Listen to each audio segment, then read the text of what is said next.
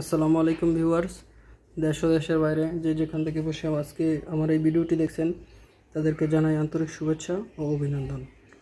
আমাদের কৃষি ইউটিউব চ্যানেলে আজকের ভিডিওতে থাকছে কিভাবে বাজার থেকে কিনে আনা মালটার বীজ থেকে চারা উৎপাদন করতে হয়। তো আমি প্রথমে বাজার থেকে মালটা কিনে এনেছিলাম এবং সেই মালটা থেকে আমি কিছু বীজ সংগ্রহ করেছি। আপনারা দেখতে পাচ্ছেন এগুলো মালটার বীজ। তো আমি এই বীজ থেকে আপনাদের চারা উৎপাদন করে দেখাবো। তো প্রথমে আমার প্রয়োজন একটি বক্স। আমি এখানে একটি বক্স নিয়ে নিয়েছি এবং প্রয়োজন আমার একটি টিস্যু পেপার। তো টিস্যু পেপারটিকে আমার প্রথমেই ভিজিয়ে আনতে হবে। তো আমি এই টিস্যু পেপারটিকে ভিজিয়ে তারপর আসছি। দর্শক, আমি টিস্যুটিকে ভালোভাবে ভিজিয়ে নিয়েছি। এখন আমি এই টিস্যুর উপরে বীজগুলি দিয়ে দেব।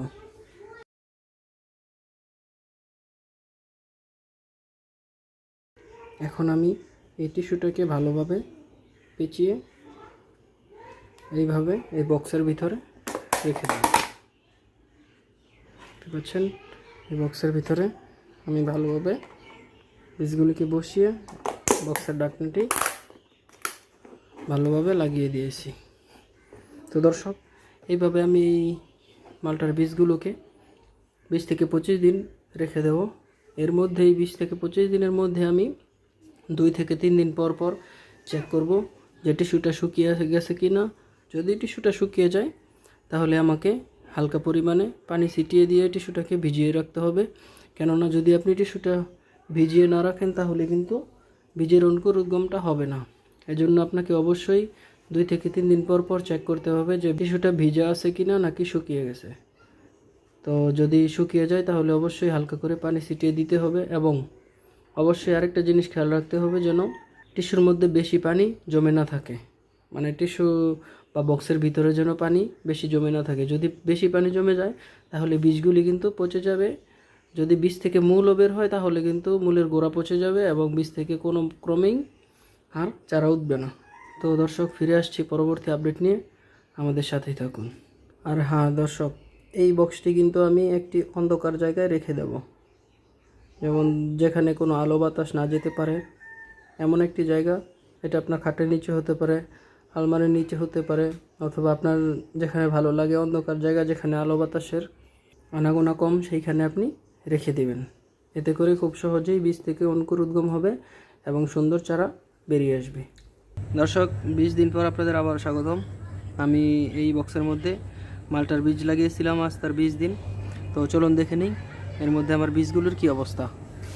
প্রথমে আমি ঢাকনাটিকে খুলে নিচ্ছি। তো দর্শক, আপনারা দেখতে পাচ্ছেন এখানে আমি 5টি বীজ লাগিয়েছিলাম। প্রায় সবগুলো বীজ থেকেই শিকড় বের হতে শুরু করেছে। আপনারা দেখুন যে এখানে কি সুন্দর শিকড় বেরিয়ে গেছে। তো আমি যে 5টি বীজ লাগিয়েছিলাম সবগুলি বীজ থেকেই শিকড় বেরোতে শুরু করেছে।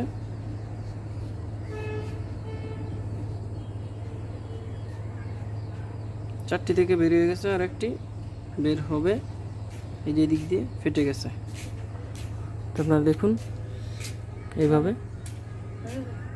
তো দর্শক, এখন আমি এই বীজগুলোকে একটি টবের মধ্যে লাগিয়ে দেব এবং পরবর্তীতে দেখাবো আমার চারাগুলো কীরকম হয়েছে। তো আমি একটি টব নিয়ে ফিরে আসছি। তো দর্শক, আমি এখানে একটি টব নিয়ে নিয়েছি। আমি এখানে টবের পরিবর্তে একটি বস্তা নিয়ে নিয়েছি, কারণ বস্তার মধ্যে চাষাবাদে ভালো ফলন পাওয়া যায়। এই জন্য আমি এখানে একটি বস্তা নিয়ে নিয়েছি। এখন আমি এই বস্তার মধ্যে মালটার বীজগুলিকে লাগিয়ে দেব। তো আমি প্রথমে আঙুল দিয়ে যে কয়টি বীজ আছে সে কয়টি গর্ত করে নিচ্ছি। তারপর আমি যে দিকটা মূল বের হয়েছে সেই দিকটা নিচে দিয়ে তারপরে এইভাবে লাগিয়ে দিচ্ছি। আপনারা একটু সাবধানতা অবলম্বন করেন লাগানোর সময় যাতে মূলগুলো ভেঙে বা মুচড়ে না যায়।